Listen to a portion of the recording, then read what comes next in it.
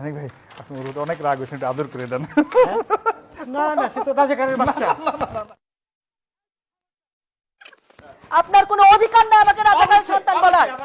আমি একটা মুক্তিযোদ্ধা পরিবারের সন্তান।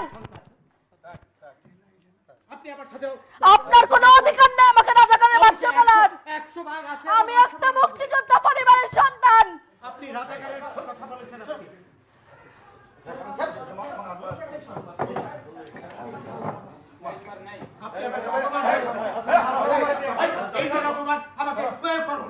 আমি একটা মুক্তিযোদ্ধা পরিবারের সন্তান, আপনি আমাকে রাজাকার কোন সাহসে বলেন?